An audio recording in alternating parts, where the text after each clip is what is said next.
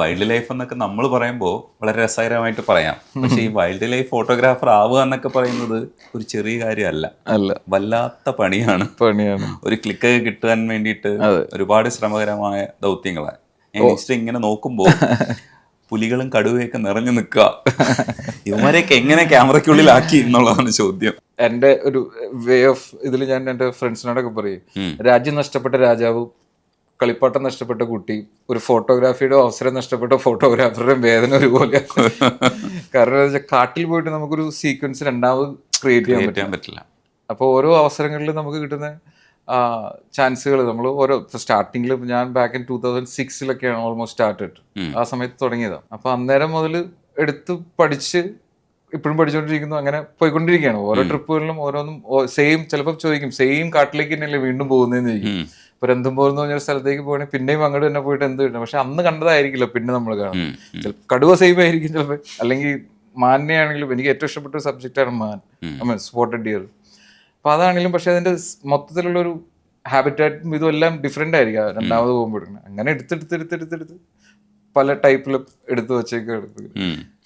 ഈ ക്ഷമയോടുകൂടി കാത്തിരിക്കുന്ന കഥകൾ നമ്മൾ ഒരുപാട് കേട്ടിട്ടുണ്ട്. സത്യത്തിൽ ഒത്തിരി ദിവസം കാത്തിരുന്ന് കിട്ടുന്ന പടങ്ങൾ ചിലപ്പോൾ അത് സക്സസ് ആവണമെന്നില്ല, പക്ഷെ ചിലപ്പോൾ പെട്ടെന്ന് തന്നെ നമുക്ക് നല്ലൊരു പടവും കിട്ടിയെന്നിരിക്കും. ഇത് നമ്മുടെ ഇവിടെയൊക്കെ ചില സ്പോട്ടുകളിൽ ഇങ്ങനെ ടൂറിസ്റ്റുകൾ പോലെ പോയിട്ട് ഫോട്ടോ എടുക്കുന്ന പരിപാടിയുണ്ട് ഇപ്പോൾ. പക്ഷെ യഥാർത്ഥ കാടുകളൊക്കെ എന്ന് പറയുന്നത് ഇപ്പോൾ മുൻപത്തെ അവസ്ഥയിൽ അങ്ങനെ ആയിരുന്നില്ല നമ്മൾ ചെയ്തിരുന്നത്.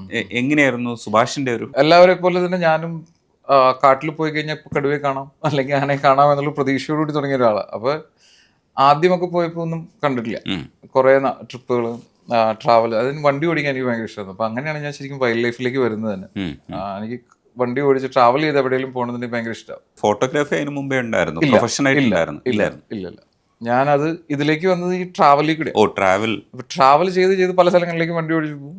ആ സമയത്ത് ഞാനും വൈഫും, ഞാൻ ഭയങ്കര ഏജിൽ തന്നെ കല്യാണം കഴിച്ച ഒരാളാണ്. അപ്പോൾ ഞങ്ങൾ ഒരുമിച്ച് ട്രാവലിൽ പോവും. അവിടെ ഇവിടെയൊക്കെ പോയിട്ട് വരുമ്പോൾ നമുക്ക് തോന്നും ഒരു ക്യാമറയൊക്കെ ഉണ്ടായിരുന്നെങ്കിൽ ഇതൊക്കെ ക്യാപ്ചർ ചെയ്യാൻ. But then I come from a middle class family. അന്നേരത്തെ സമയത്ത് നമുക്ക് അഫോർഡ് ചെയ്യാൻ പറ്റത്തില്ല. ഒരു ക്യാമറയൊക്കെ മേടിക്കാന്ന് പറഞ്ഞാൽ 50,000 അടുത്തൊക്കെ ആ സമയത്ത് തന്നെ വിലയുണ്ട്, DSLR. അപ്പോൾ ഞാൻ എൻ്റെ ഒരു ഫ്രണ്ടിൻ്റെ അടുത്ത് ഞാനിങ്ങനെ അഭിപ്രായം പറഞ്ഞു കഴിഞ്ഞപ്പോൾ, friend more of a brother എന്ന് പറയും, പുള്ളി പറഞ്ഞു, പുള്ളി UK വർക്ക് ചെയ്യുന്നത്. പുള്ളി പറഞ്ഞു ഞാൻ ക്യാമറ കൊണ്ടുതരടാ എന്ന് പറഞ്ഞു. അങ്ങനെ പുള്ളി എനിക്ക് ഒരു ക്യാമറ, ക്യാനൻ്റെ ഒരു ക്യാമറ കൊണ്ടു തന്നു.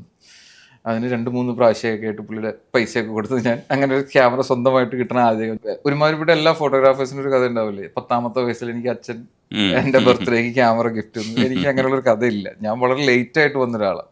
ലേറ്റായിട്ട് അതൊരു ക്യാമറ ടച്ച് ചെയ്ത് തന്നേരം ഒരു 24 വയസ്സ് 25 വയസ്സായപ്പോഴാണ് ഒരു ക്യാമറയിൽ തൊടുന്നത്. അപ്പോൾ ആ സമയത്ത് അതുകൊണ്ട് പിന്നെ എൻ്റെ ട്രാവലുകളൊക്കെ പിന്നെ ഇങ്ങനെ ഫോട്ടോഗ്രാഫി ഓറിയൻറ്റഡ് ആയി. എവിടെയെങ്കിലുമൊക്കെ പോകണമെന്നുണ്ടെങ്കിൽ തന്നെ എവിടെയെങ്കിലും അങ്ങനെയൊക്കെ അങ്ങനെ നേച്ചറിലേക്കുള്ള ട്രാവലായി. കബനിയിൽ പോയി ഒരു ട്രിപ്പിൽ. അവിടെ ഒരു ടേണിംഗ് പോയിന്റ്, ഫോട്ടോഗ്രാഫർ ആവണം എന്നുള്ളൊരു ടേണിംഗ് പോയിന്റ് അവിടെ നിന്നാണ്. ഞാനും വൈഫും മോനുണ്ടായിരുന്നു. അപ്പൊ അവരുടെ വിചാരം ഞാൻ വൈൽഡ് ലൈഫ് ഫോട്ടോഗ്രാഫർ ആണെന്നാണ്. അന്ന് എൻ്റെ കയ്യിലുള്ള ഒരു 70-300 നോർമൽ ലെൻസും ഈ ക്യാമറയാണ്. അപ്പൊ ഞാൻ കബനിയിലേക്ക് ചെന്നപ്പോൾ എനിക്ക് അന്ന് ഞാൻ അവിടെ ചെന്നിറങ്ങിയപ്പോഴാണ് എനിക്ക് മനസ്സിലായത്, so where I am entering. Because എനിക്ക് തോന്നി I am entering to a night club without knowing the dress code. അതായത് നമുക്ക് അറിയില്ല. അവിടെ ചെന്ന് കഴിഞ്ഞപ്പോൾ ആൾക്കാരുടെ കയ്യിൽ 800mm 600mm ഒക്കെ ബിഗ് ബസൂക്കാസാണ്. ഞാൻ ഈ 70-300 പഴയ ഒരു സാധനം എൻ്റെ ക്യാമറയും പിടിച്ചോണ്ട് ചില്ലായിരുന്നു. പക്ഷെ എന്നാലും നമുക്കൊരു പ്രതീക്ഷയാണ്. ഞാൻ അവിടെ ഇത് ചെയ്തു. പിറ്റേ ദിവസം രാവിലെ എൻ്റെ ഒരു ഇതിലുണ്ടായിരുന്നൊരു വെൽ നോൺ ഫോട്ടോഗ്രാഫർ ഉണ്ടായിരുന്നു. അപ്പോൾ ഞാൻ പുള്ളിയുടെ കൂടെ നിൽക്കുമ്പോൾ നമുക്കൊരു സന്തോഷം. കാരണം നമുക്ക് എന്തെങ്കിലും പഠിക്കാൻ പറ്റുന്നൊരു ധാരണ ഉണ്ടായിരുന്നു. പക്ഷേ ഞാൻ എൻ്റെ ഒരു ഇതിന് ഞാൻ പുള്ളിയോട് ഒരു ലെപ്പേർഡ് ഇങ്ങനെ വന്നു കഴിഞ്ഞപ്പോൾ ഞാൻ പുള്ളിയുടെ അഭിപ്രായം ചോദിച്ചു. അപ്പോൾ പുള്ളി അടുത്തേക്ക് നോക്കിയിട്ട് എന്നോട് പറഞ്ഞു, Subhash, you better enjoy the scene with the family. This camera is not good enough to capture the scene എന്ന് പറഞ്ഞു. അത് ശരിക്കും പറഞ്ഞാൽ ചങ്കത്ത കൊണ്ട് ഭയങ്കരമായിട്ട് ഹേർട്ട് ചെയ്തു. കാരണം എൻ്റെ വൈഫും കുട്ടിയും ഇരിക്കുകയാണ്. അവരുടെ ധാരണ ഞാനൊരു വൈൽഡ് ലൈഫ് ഫോട്ടോഗ്രാഫറാണ്, ആനേനെയൊക്കെ എടുത്തിട്ടുണ്ടെന്നുള്ള ധാരണയിലിരിക്കും. പെട്ടെന്ന് ഒരാൾ വന്നിട്ട് പറയാണ് ഇത് ക്യാമറ അതിനുള്ള ഇതില്ല എന്ന് പറഞ്ഞു. അപ്പം ഞാൻ ശരിക്കും പറഞ്ഞാൽ അന്ന് രാത്രി ഞാൻ കരഞ്ഞു. കാരണം എനിക്കിതിൽ എന്തെങ്കിലും ആവണം എന്നൊരു ആഗ്രഹം ഉണ്ടായിരുന്നു. ഇത് വളരെ വർഷങ്ങൾക്ക് മുമ്പായിട്ട് നടക്കുന്ന കഥ. അത് കഴിഞ്ഞിട്ട് അവിടെ നിന്ന് പിന്നെ അന്ന് രാത്രി എൻ്റെ വൈഫ് എന്നോട് പറഞ്ഞു, അങ്ങനെയൊന്നുമില്ല, നമുക്ക് വിചാരിച്ച് കഴിഞ്ഞാൽ നടക്കാത്തതെന്നുള്ളൂ, എല്ലാവരും അങ്ങനെയല്ല, ആരും അമ്മയുടെ വീട്ടിൽ നിന്ന് ഫോട്ടോഗ്രാഫറായിട്ട് വരുന്ന ആളൊന്നുമല്ലല്ലോ, എല്ലാവരും. എന്നിട്ട് ഞാൻ ശരി എന്നപ്പോൾ ഞാൻ അന്ന് തീരുമാനിച്ച ഉള്ളിൻ്റെ ഉള്ളിലൊരു തീരുമാനം എടുത്തു. അതായത് it's not about your gear, it's all about your perspective, how you see, എങ്ങനെയാണ് നമ്മൾ കാഴ്ച കാണുന്നത്. അത് ഒപ്പിയെടുക്കാനുള്ളൊരു ഗിയർ മാത്രമാണ് ക്യാമറ. നമ്മുടെ കാഴ്ചപ്പാടാണല്ലോ വ്യത്യാസം, നമ്മളെങ്ങനെ കാണുന്നു അതിന് ഇത് ചെയ്യണം. അപ്പം അതുകൊണ്ട് ഏത് ക്യാമറയിലും മൊബൈലും കൊണ്ടാണെങ്കിലും നമുക്ക് എടുക്കാവുന്നത്, പക്ഷെ അതിന്റെ ലിമിറ്റേഷൻ നമ്മൾ അറിഞ്ഞിരിക്കണം. അങ്ങനെ അവിടെ നിന്ന് തുടങ്ങിയത് സീരിയസ് ആയിട്ട് അങ്ങനെ മുമ്പോട്ട് കൊണ്ടുപോയി, സീരിയസ് ആക്കി എടുത്തു. ഞാൻ ഗിവ് അപ്പ് ചെയ്തില്ല. ഇൻ 2013 ആയപ്പോഴത്തേക്കും വളരെ സീരിയസ് ആയിട്ട് എടുത്തി, അങ്ങനെയാണ് ഇവിടം വരെ എത്തി. സൂം ലെൻസ് വാങ്ങിച്ചു. സൂം ലെൻസ് ഫസ്റ്റ് ക്യാനന്റെ 100-400 ഒരെണ്ണം മേടിച്ചു. അത് കഴിഞ്ഞിട്ട് ഞാൻ പിന്നെ നിക്കോണിലേക്ക് മാറിയായിരുന്നു. നിക്കോണിന്റെ ഇതെടുത്തപ്പോൾ D750 ഉണ്ടായിരുന്നു എൻ്റെ കയ്യിൽ, പിന്നെ D850, പിന്നെ 200-500. പിന്നെ ഞാൻ റെന്റിന് എടുക്കാൻ തുടങ്ങി ക്യാമറ, ലെൻസൊക്കെ റെന്റിന് കിട്ടും. കാരണം അഫോർഡബിൾ അല്ല നമുക്ക് മേടിക്കാന്ന് പറഞ്ഞു കഴിഞ്ഞാൽ, നമുക്ക് വേറെ പ്രയോറിറ്റീസ് ഒരുപാട് ലൈഫിലുള്ള കാരണം അത് നമുക്ക് ഇത് ചെയ്യാൻ പറ്റില്ല. അപ്പൊ ഞാൻ എന്താ വെച്ചാൽ റെന്റിന് എടുക്കാൻ സ്റ്റാർട്ട് ചെയ്തു. അപ്പൊ 400-600 എൻ്റെ ഗോ ടു ലെൻസ് 400 ആവും. പിന്നെ ബാക്ക് ഫ്രം 2016-17 ഒക്കെ ആയപ്പോഴത്തേക്കും ഞാൻ മേടിച്ചു എൻ്റെതായി. ഇപ്പൊ ഒരുമാതിരിപ്പെട്ട എല്ലാ ലെൻസും ക്യാമറകളും. ശരിക്കും ഒരു 400 എങ്കിലും വേണ്ടേ ഇതിന്? 400 മിനിമം നമുക്ക് ഇപ്പൊ ഇന്ത്യൻ ഫോറസ്റ്റിലൊക്കെ പോകുമ്പോൾ മിനിമം ഒരു 400 ഏതെങ്കിലും റീച്ചെങ്കിലും. കാരണം നമുക്ക് പറയാൻ പറ്റില്ല എപ്പോഴായിരിക്കും എങ്ങനെയായിരിക്കും. അപ്പൊ 400 ആകുമ്പോൾ നമുക്ക് അല്പം, പിന്നെ 2.8 ആണ് അപ്പർച്ചർ, അപ്പോൾ നല്ല ഓപ്പണിങ് കിട്ടും. പിന്നെ നമ്മുടെ ഇഷ്ടത്തിന് എൻ്റെ ഗോ ടു ലെൻസ് 400 ആണ്. ഞാൻ എവിടെ പോയാലും എൻ്റെ 400 ഒരു 70-200 ക്യാരി ചെയ്യും. പിന്നെ ഒരു വൈഡ് ആംഗിൾ. അതാണ് ഇത്. കാരണം നമ്മൾ ഒരു കാടിനെ കാണിക്കുമ്പോൾ, കാട്ടിൽ ഒരു കടുവയോ അല്ലെങ്കിൽ ആനയോ ഒരു മാനോ ഇല്ല, അതിനെ കാണിക്കുമ്പോൾ കാടോടുകൂടി കാണിക്കണം എന്നുള്ള ആഗ്രഹമുള്ള ഒരു വ്യക്തിയാണ്. അല്ലെങ്കിൽ നമ്മൾ എവിടെ പോയാലും നമുക്ക് ഫോട്ടോ എടുക്കാം, പക്ഷെ ഈ കാടിന്റെ ഭംഗിയോടുകൂടി അതിൽ. അതെ, ഞാൻ ആ മാനിന്റെ നിങ്ങൾ വീഡിയോ, അതിനകത്ത് വീഡിയോ കൂടെ ഇട്ടിട്ടുണ്ട്. അതിൽ കാടാണ് പകുതിയിൽ കൂടുതൽ, ഇവരുടെ കൊമ്പുകൾ മാത്രം നിൽക്കുന്നത്. അത് ഭയങ്കര രസമുള്ള. അതെന്താ വെച്ചാൽ നമ്മുടെ പെർസ്പെക്റ്റീവാണ്. നമുക്ക് ഫോട്ടോ എടുക്കാൻ എല്ലാവർക്കും പറ്റും, എല്ലാവരും ഫോട്ടോ എടുക്കും. ഞാനും പഠിച്ചുകൊണ്ടിരിക്കുകയാണ്, ഇപ്പോഴും പഠിച്ചുകൊണ്ടിരിക്കുകയാണ്. ഫോട്ടോ എടുക്കൽ ഭയങ്കര എളുപ്പമാണ്, ഷട്ടർ ബട്ടൺ ഞെക്കിയാൽ മതി. പക്ഷെ നമ്മൾ ഞെക്കുന്നതിന് മുമ്പ് അതിന്റെ ഉള്ളിൽ കൂടെ കാണുന്ന കാഴ്ച നമുക്ക് എങ്ങനെ കാണിക്കണം എന്നൊരു ധാരണ ഉണ്ടാവും. നമ്മൾ വ്യൂ ഫൈൻഡറിൽ കൂടെ നോക്കുമ്പോൾ ഇതെങ്ങനെയാണ് കാണിക്കേണ്ടതെന്ന് നമുക്കൊരു ധാരണ ഉണ്ടെങ്കിൽ നമുക്കൊരു പെർസ്പെക്റ്റീവ് മാറും. ഇപ്പോൾ ഓരോ ഫോട്ടോകളാണെങ്കിലും ചിലപ്പോൾ നമുക്ക് കുനിഞ്ഞു എടുക്കേണ്ടി വരും, ചിലപ്പോൾ പല പൊസിഷനിൽ നമ്മൾ എടുക്കേണ്ടി വരും. ഇപ്പോൾ ഒരുമാതിരിപ്പെട്ട എല്ലാവരും, ഞാൻ ഉൾപ്പെടെ എൻ്റെ സ്റ്റാർട്ടിങ്ങിലൊക്കെ ഫോട്ടോ, അതിനുള്ളൊരു ടൈം കിട്ടുമോ? നമ്മൾ പടപട അടിക്കല്ലേ? ഇല്ല, അതാണ് പറഞ്ഞത്. അത് നമ്മളിങ്ങനെ പോയി അപ്പം നമ്മൾ ആദ്യമൊക്കെ സീക്വൻസിലൊക്കെ കാണുമ്പോൾ ഞാൻ എടുക്കില്ല. ഞാൻ ആദ്യം ആഫ്രിക്ക പോയപ്പോഴുള്ള ഫസ്റ്റ് ട്രിപ്പിൽ, എൻ്റെ ആദ്യത്തെ ഫസ്റ്റ് ട്രിപ്പ് ആഫ്രിക്കയിൽ ഭയങ്കര സംഭവമായിരുന്നു. കാരണം എന്താ വെച്ചാൽ ആദ്യത്തെ trip Africa Mecca of wild lifers എന്നാണ് പറയണത് തന്നെ. അപ്പോൾ ഞാനും എൻ്റെ ഫ്രണ്ട് വരുൺ ആദിത്യൻ, ഞങ്ങൾ ക്ലോസ്, ഈസ് മൈ ബ്രദർ എന്ന് പറയാം. അപ്പോൾ ഞങ്ങൾ ഒരുമിച്ചാണ് ട്രാവൽ ചെയ്തുകൊണ്ടിരുന്നത് കുറേ വർഷങ്ങളായിട്ട്. 2013 മുതൽ ഞങ്ങൾ ഒരുമിച്ച് എല്ലാ ട്രിപ്പുകളും പോകും. അപ്പോൾ ഞങ്ങൾ പോവാണ്. I think this is in back in 2016 തോന്നുന്നു. അപ്പോൾ ഞങ്ങൾ പോയപ്പോൾ ഞങ്ങൾ അവിടെ നിന്ന്, അപ്പോൾ നെയ്റോബിയിൽ നിന്ന് വിൽസൺ എയർപോർട്ടിൽ നിന്ന് ഒരു ചെറിയ ഫ്ലൈറ്റിലാണ് കയറുന്നത്. ഈ 12-14 പേരെ കൊണ്ടുപോകുന്ന ചെറിയ, നമ്മുടെ CID മൂസയിലെ സലീം കുമാർ ഓടിക്കുന്ന അപ്പം അതിൽ പോവാണ്. അപ്പോൾ അവിടെ എയർ സ്ട്രിപ്പുകളാണ് അവിടെ. അപ്പോൾ അവിടെ ഇറങ്ങാൻ നേരത്ത് പെട്ടെന്ന് പുള്ളി ഇറങ്ങിയില്ല, അബോർട്ട് ചെയ്തു, തിരിച്ചെടുത്തു. അപ്പോൾ പുള്ളി പറഞ്ഞു, sorry we couldn't land, there was a giraffe on the runway. That was how I got welcome to Africa. First, അതായത് ഫ്ലൈറ്റ് ഇറങ്ങാൻ പറ്റിയില്ല. ഞങ്ങൾ മുകളിലേക്ക് എടുത്ത് കഴിഞ്ഞപ്പോൾ ഞങ്ങൾ നോക്കിയപ്പോൾ കണ്ടു അവിടെ നിന്ന് സാധനം അങ്ങനെ തലയൊക്കെ പിടിച്ചിങ്ങനെ ഇരിക്കുന്നത്. അപ്പോൾ അവിടെ റൺവേയിൽ ഈ എയർ സ്ട്രിപ്പിൽ ഇതൊക്കെ വരും, ചീറ്റയൊക്കെ ഹണ്ട് ചെയ്യുമ്പോൾ സീക്വൻസുകളൊക്കെ ഉണ്ടാവും. അപ്പോൾ അത് കഴിഞ്ഞിട്ട് പിന്നെ തിരിച്ചു വന്ന് ഞങ്ങൾ ഇറങ്ങി. അങ്ങനെയാണ് ആദ്യത്തെ ട്രിപ്പ്. ആ ട്രിപ്പിൽ ഒരു 2500-3000 ഫോട്ടോ ഞാൻ എടുത്തിട്ടുണ്ടാവും മൊത്തം. ഒരു 5 ദിവസം അവിടെ ഉണ്ടായിരുന്നു. കാരണം കാണുന്നതൊക്കെ ക്ലിക്ക് ചെയ്യാണ്. പക്ഷേ കഴിഞ്ഞ മാസം ഞാൻ ആഫ്രിക്കയിൽ പോയിട്ടുണ്ടാവും, അതിലൊരു 200 ഫോട്ടോ ഉണ്ടാവുള്ളൂ. അപ്പോൾ അതിൽ എന്താണ് മനസ്സിലാക്കാന്ന് വെച്ച് കഴിഞ്ഞാൽ, എന്തൊക്കെ എടുക്കണം എന്നുള്ളൊരു ഇതിലേക്ക് വരുമല്ലോ. നമ്മൾ ആ പഠിച്ച് ഓരോ ദിവസം കാണുന്ന സീക്വൻസുകൾ നമുക്ക് ഏതാണ് വേണ്ടത്, ഏതാണ് വേണ്ടാത്തതെന്ന് തിരിച്ചറിയാനുള്ളൊരു സമയത്തും. ആ സമയമാകുമ്പോഴത്തേക്കാണ് നമ്മൾ ഈ പെർസ്പെക്റ്റീവ് ഒക്കെ നമ്മുടെ ഉണ്ടാകുന്നത്. അടിപൊളി. ഈ കാട് വന്യമാണ്, വശ്യമാണ്, മനോഹരമാണ്. ഈ പല പെർസ്പെക്റ്റീവിലും പല തീംസിലും ഒക്കെ നമ്മൾ ഈ കാടിനെ പകർത്താൻ ശ്രമിക്കുമായിരുന്നു. പക്ഷേ എക്സൈറ്റിംഗ് ആയി തോന്നുന്നത് ചില വന്യമായിട്ടുള്ള ദൃശ്യങ്ങളൊക്കെ കിട്ടുമ്പോൾ നമുക്കത് എക്സ്പീരിയൻസ് ഇല്ലാത്തതുകൊണ്ട് ഒരു പക്ഷേ അത് ഭയങ്കര സുഖകരമായി. ഏതായിരുന്നു ശരിക്കും എക്സ്പ്ലോർ ചെയ്തിട്ടുള്ളത്? ഞാൻ പലതരത്തിൽ ഇതിനകത്ത് കണ്ടു, പക്ഷേ ഉള്ളുകൊണ്ട് ഏതായിരുന്നു? ഞാൻ ഇപ്പോഴും എന്നോട് ചോദിച്ചു കഴിഞ്ഞാൽ, എനിക്ക് കേരളത്തിലെ വെസ്റ്റേൺ ഗാർഡ്സ് എക്സ്പ്ലോർ ചെയ്യാൻ ഭയങ്കര ഇഷ്ടം. നടന്ന് എക്സ്പ്ലോർ ചെയ്യാൻ പറ്റിയ ഏക കാട് ഇന്ത്യയിൽ ഇപ്പോഴും കേരളം മാത്രമേ. നമുക്ക് പെർമിഷൻ കിട്ടാൻ വലിയ പാടാണ്. കിട്ടിക്കഴിഞ്ഞാൽ വെസ്റ്റേൺ ഗാർഡ്സിൽ എക്സ്പ്ലോർ ചെയ്യാന്ന് പറഞ്ഞു കഴിഞ്ഞാൽ ഒരു വല്ലാത്തൊരു അനുഭവമാണ്. ഓക്കെ, കാരണം ബാക്കിയുള്ള സ്ഥലങ്ങളിലൊന്നും നമുക്ക് അങ്ങനെയുള്ള ഇത് കിട്ടത്തില്ല. ഒരു പരിധി വരെ സഫാരി വെഹിക്കിളൊക്കെ ആയിരിക്കും ആദ്യം ചോദിച്ചാൽ മതി. നമ്മൾ സഫാരി വെഹിക്കിളിൽ ഇരുന്നിട്ട് നമ്മൾ പോകും. പിന്നെ നമുക്ക് കിട്ടുന്ന അവസരങ്ങളനുസരിച്ച് നമ്മൾ ഇത് ചെയ്യാം. പക്ഷെ ഞാൻ എൻ്റെ ഇപ്പൊ പേജിൽ നോക്കിയാലും കാണാം കുറെ കേരളം. ഇവിടെ ഇപ്പൊ കൂടുതലും അങ്ങനെയല്ലേ ഇവിടെ ഇപ്പൊ ചില ഏരിയകളിലൊക്കെ ഉണ്ടല്ലോ ട്രെക്കിംഗ് ഉണ്ട്. ഇപ്പൊ പെരിയാർ ടൈഗർ റിസർവിലൊക്കെ ട്രെക്കിംഗ് ഉണ്ട്. അതിലൂടെയൊക്കെ പോകുമ്പോൾ നമ്മൾ ഇഗ്നോർ ചെയ്ത് കളയും ചെറിയ സീനുകളൊക്കെ ആയിരിക്കും. പക്ഷെ അത് ഫോട്ടോഗ്രാഫാക്കി എടുത്തു കഴിയുമ്പോൾ ഭയങ്കര ഭംഗിയായിരിക്കും. ചിലപ്പോൾ നമ്മളിപ്പോ ഒരു മാൻ ഇങ്ങനെ നിൽക്കുന്നത് നമ്മൾ നടന്നു പോകുമ്പോ അതൊരു മാനല്ലേ എന്ന് ചിന്തിച്ച് ഒഴിവാക്കി കളയുന്ന പകുതി ഫോട്ടോസാണ് എൻ്റെ കയ്യിൽ കാണുന്ന പകുതി മാനുകളും. ഞാനും ഒഴിവാക്കി കളഞ്ഞിട്ടുണ്ട്. പക്ഷെ അതൊരു മാനല്ലേ എന്ന് പറഞ്ഞ് നമ്മൾ അങ്ങോട്ട് ഇഗ്നോർ ചെയ്ത് കളയും. പക്ഷെ അതിന് നമ്മൾ ഇമ്പോർട്ടൻസ് കൊടുത്ത് എടുക്കുമ്പോഴാണ്. കാരണം കാട് എന്ന് പറയുന്നത് കടുവയും പുലിയും ആനയും മാത്രമല്ല, എല്ലാ സാധനങ്ങളും ഉണ്ട്. അപ്പൊ നമ്മൾ സ്റ്റാർട്ട് ചെയ്ത് ഇപ്പോൾ എക്സ്പ്ലോർ ചെയ്യാൻ എനിക്ക് ഭയങ്കര ഇഷ്ടമാണ്. പിന്നെ വെസ്റ്റേൺ ഗാർഡ്സിൽ അതുപോലെ കുറെ പോയിട്ട് ഇപ്പൊ മൂന്നാറൊക്കെ പണ്ടൊക്കെ നമ്മൾ മൂന്നാറിൽ പോണ കോളേജ് പഠിച്ചോണ്ടിരിക്കുമ്പോൾ മൂന്നാറിൽ പോണ ടൂറ് പോകുന്നതൊക്കെയാണ്. പക്ഷെ ഇപ്പൊ ഞാൻ മൂന്നാറിൽ പോയി കഴിഞ്ഞാൽ ഞാൻ സെബിൻസ്റ്റർ എന്ന് പറഞ്ഞൊരു ഫ്രണ്ട് ഉണ്ട്, അവൻ്റെ കൂടെ ഞങ്ങൾ പോവും, ആനയുടെ നോക്കി പോവും. അപ്പൊ നമുക്ക് നടന്നു പോകാനുള്ള സ്ഥലങ്ങളും ഉണ്ട്, അതായത് ലീഗലി അലൗഡ് ആയിട്ടുള്ള സ്ഥലങ്ങളും ഉണ്ട്. പിന്നെ അല്ലാണ്ട് ചില സ്ഥലങ്ങളിലൊക്കെ നമ്മൾ സ്പെഷ്യൽ പെർമിഷൻ ഒക്കെ എടുക്കേണ്ടി വരും ചിലപ്പോൾ, അങ്ങനെ ഇതൊക്കെ കിട്ടിയാൽ പോകും. പക്ഷെ മോസ്റ്റ്ലി എല്ലായിടത്തും ട്രക്കിംഗ് ഇതുണ്ട്, ട്രാക്ക് ഉണ്ട്. തേക്കടിയിലൊക്കെ പെരിയാർ ട്രക്കിങ്ങിന്റെ ഇതൊക്കെ ഉണ്ട്. അതിലൊക്കെ പോയി കഴിഞ്ഞാൽ if you are lucky then കിട്ടും. പക്ഷെ കടുവയെ കിട്ടണം എന്നുള്ള നിർബന്ധം കൊണ്ട് കാട്ടിലേക്ക് പോകരുത്. അങ്ങനെ പോയാൽ ചിലപ്പോൾ കിട്ടിയെന്ന് വരില്ല. അതിൽ ഇരപിടിക്കുന്ന സീൻ കിട്ടുമ്പോൾ നമുക്ക് ആ ഒരു അത് വേറൊരു ഡ്രാമാറ്റിക് ആയിട്ടുള്ള മൊമെന്റ് ആണല്ലോ. ആദ്യ ഘട്ടത്തിലൊക്കെ അത് കിട്ടിയത് ഓർമ്മയുണ്ട്? എങ്ങനെയായിരുന്നു അത്? എന്റെ ഫസ്റ്റ് ഏറ്റവും നല്ല സൈറ്റിംഗ് നടന്നത് തഡോബ എന്ന് പറഞ്ഞ സ്ഥലത്താണ്. തഡോബ ഒരു ടൈഗർ റിസർവ് ആണ് മഹാരാഷ്ട്രയിലുള്ള. അപ്പോൾ ഹൈദരാബാദിൽ നിന്നൊരു 6-7 hours ഡ്രൈവ് ഉള്ളൂ. അപ്പോൾ ഞാനൊരു നവംബർ 9 എൻ്റെ ബർത്ത്ഡേ ആണ്. അപ്പോൾ അന്ന് ആ സമയത്ത് ഞാൻ ട്രാവൽ ചെയ്തപ്പോൾ അവിടെ ചെന്ന് കഴിഞ്ഞപ്പോൾ ഞങ്ങൾ 3 സഫാരി കഴിഞ്ഞു. 3 സഫാരിയിൽ ഒന്നും കിട്ടിയില്ല. അപ്പോൾ നെക്സ്റ്റ് ഡേ മോർണിംഗിൽ അന്ന് എൻ്റെ ബർത്ത്ഡേ കൂടിയാണ്. അപ്പോൾ ഞങ്ങൾ ഇന്ന് എന്തെങ്കിലും കിട്ടിയാൽ ബർത്ത്ഡേ ആണല്ലോ സന്തോഷിക്കാനുള്ള ചെറിയ ചെറിയ സന്തോഷങ്ങളാണല്ലോ നമുക്ക്, അതൊക്കെ പറഞ്ഞുകൊണ്ടിരിക്കുകയായിരുന്നു. അപ്പോൾ എന്നോട് ഗൈഡ് ചോദിച്ചു, സാറ് ലെഫ്റ്റ് പോകണോ റൈറ്റിലേക്ക് എടുക്കണമെന്ന് ചോദിച്ചു. അതായത് നമ്മളെങ്ങനെയാണ്, ഞാൻ ചുമ്മാ പറഞ്ഞു നമുക്ക് റൈറ്റ് പോകാം, എന്തായാലും എല്ലാം റൈറ്റില്ല, നമുക്ക് റൈറ്റിലേക്ക് പോകുന്നു. അങ്ങനെ റൈറ്റ് പോയി കുറേ അങ്ങോട്ട് ചെന്ന് കഴിഞ്ഞപ്പോൾ ചോട്ടി തര എന്ന് പറഞ്ഞൊരു ടൈഗ്രസ് ഉണ്ട്. ഈ ടൈഗ്രസും അതിൻ്റെ 2 കപ്സും റോഡിൽ കൂടെ ഇങ്ങനെ നടന്നു വരും.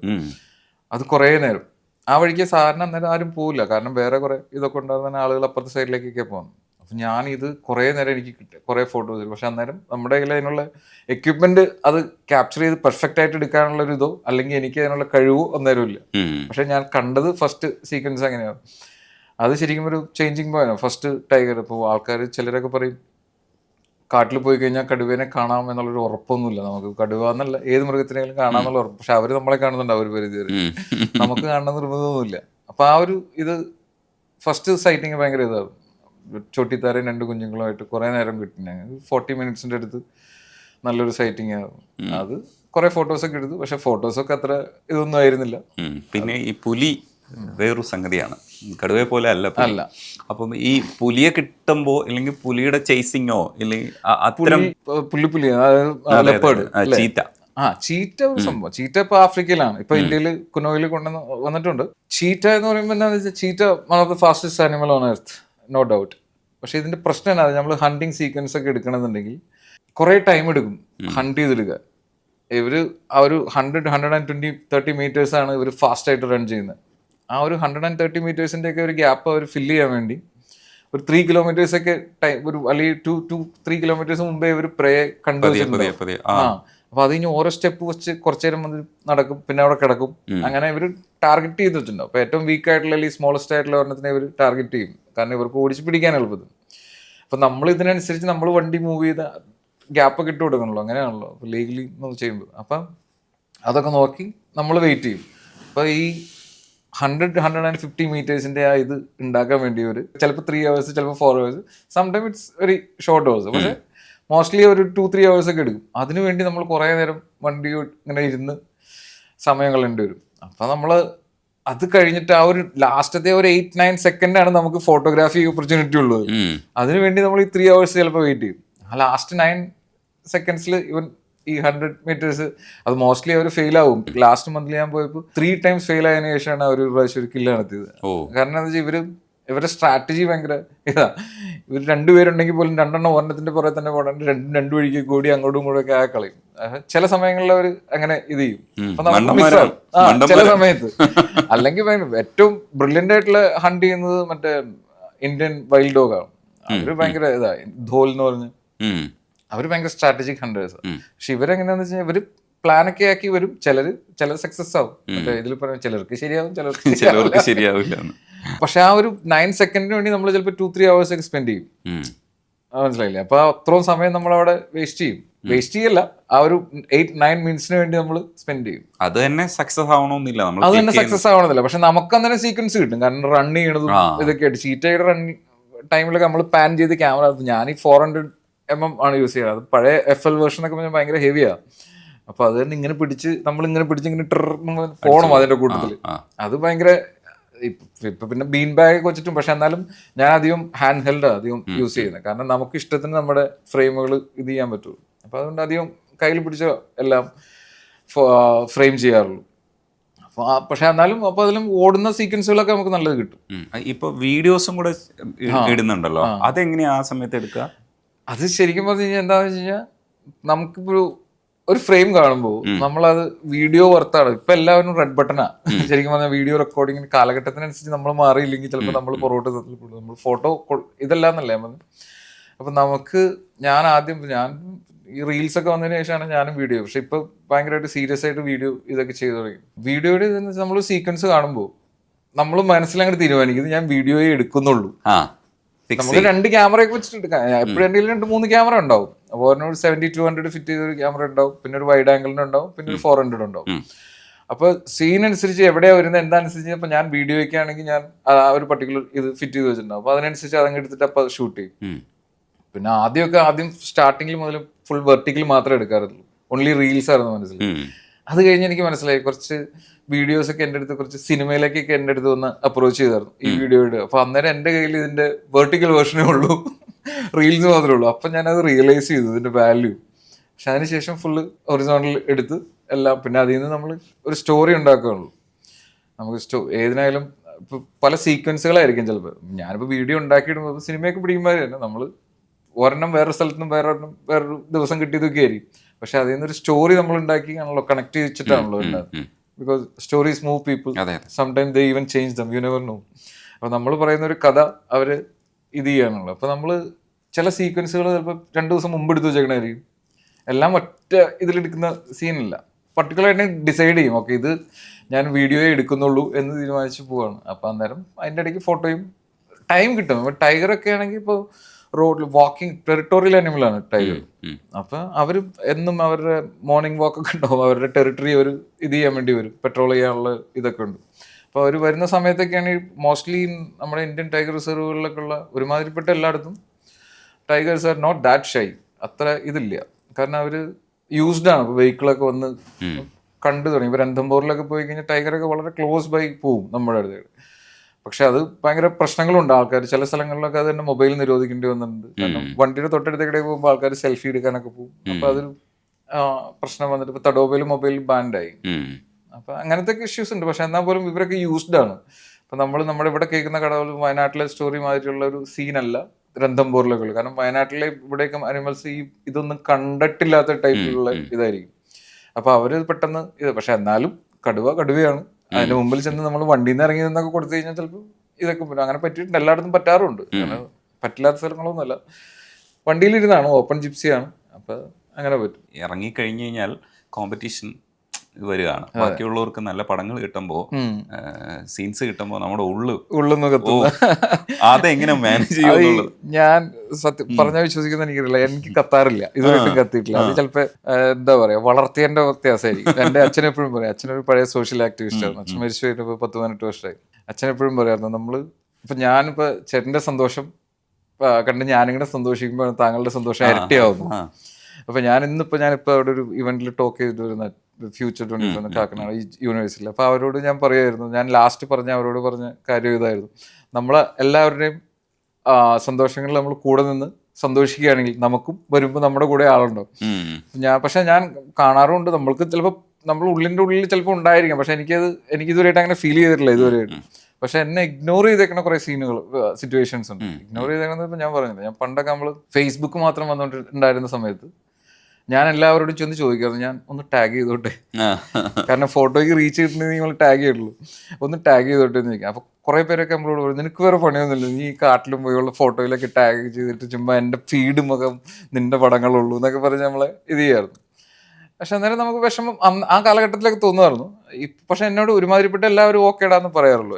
ഓക്കെ എന്നാ പറയുക, കാരണം ഫ്രണ്ട്സൊക്കെ നമ്മളെ പോലെ തന്നെ നമ്മളോട് ചേർന്ന് നിൽക്കുന്ന സുഹൃത്തുക്കൾ. അപ്പം എൻ്റെ സക്സസ് ഉണ്ടായി എന്നല്ലേ പറഞ്ഞത്. പക്ഷെ എന്തായാലും ഉള്ളത് വരെ കണ്ടു കൂടെ നിന്ന് സന്തോഷിക്കുന്ന കൂട്ടുകാരെ എനിക്കും ഉള്ളൂ. അപ്പം അവരോടൊക്കെ നമുക്കത് തന്നെ ഒരുപാട് കടപ്പാടുകളുണ്ട് എല്ലാവരും.